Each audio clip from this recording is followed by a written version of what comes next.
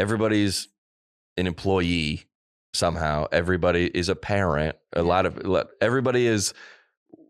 When is it time to go? When to speak? I'm guessing you disagreed with him long before you left. Long time. And you go, well, maybe I'm going to tolerate it. Yeah, because it is a personal decision. Has to be. And what's right for me is not right for you.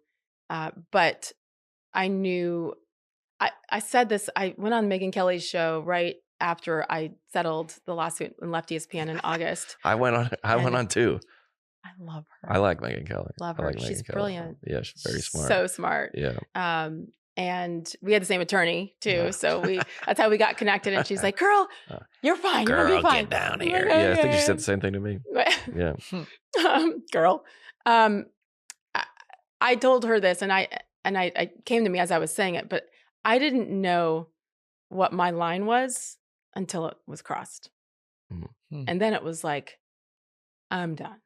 Yeah. No more. Yeah. And I mean, and I this is what I always say too. I understand the fear. I understand why people stay silent because you have mouths to feed. Yep. You have a mortgage to pay. You have all these responsibilities.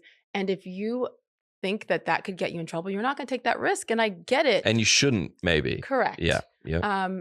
For me, I knew at that moment that I had already been crushed by my network for just being true to myself. Mm-hmm. Everyone else was allowed to be true to themselves. And that's where there was the inconsistency. It's like, you can't allow that for some and not others. Either your diversity of thought or not, but you can't pick and choose based on the narrative that your company employs.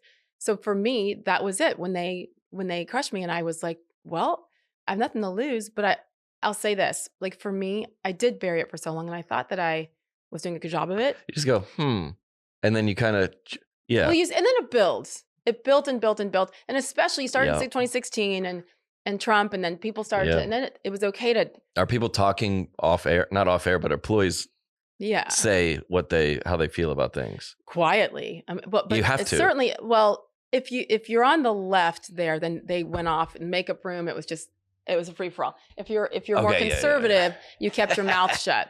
Now I didn't as much, but most did. And I respected it, but it kept building. And then 2020 and pandemic and George Floyd. And then it was free for all on the airwaves, much less in the makeup room. Right. And everybody said what they wanted. It bled into, and then the programming. Everywhere. Yes. And then for me, and I'll say this, like I felt for my kids, I needed to be quiet.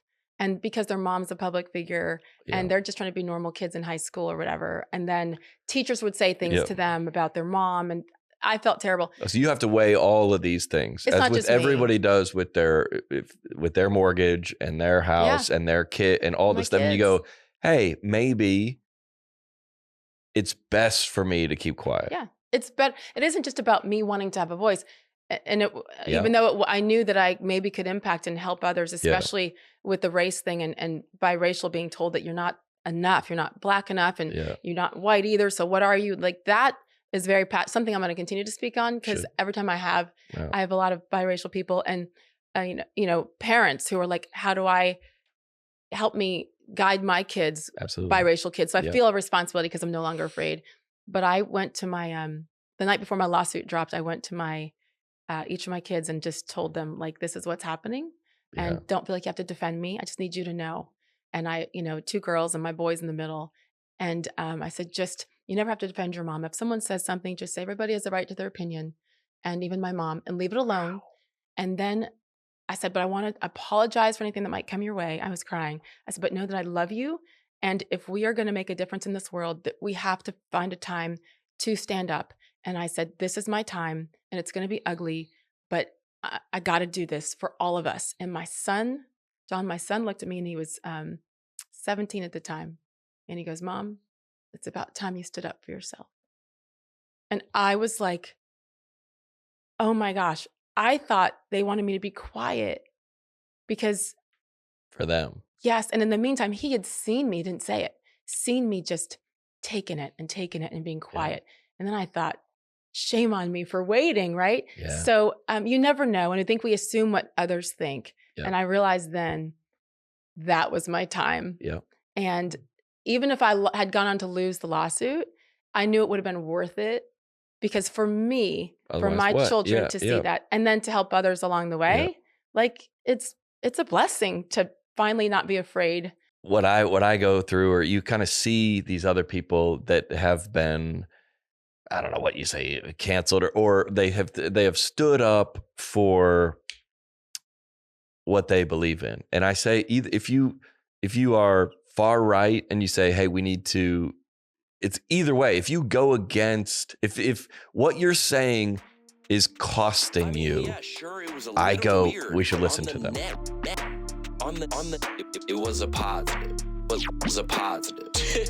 You cannot be serious. On the net, it's a positive.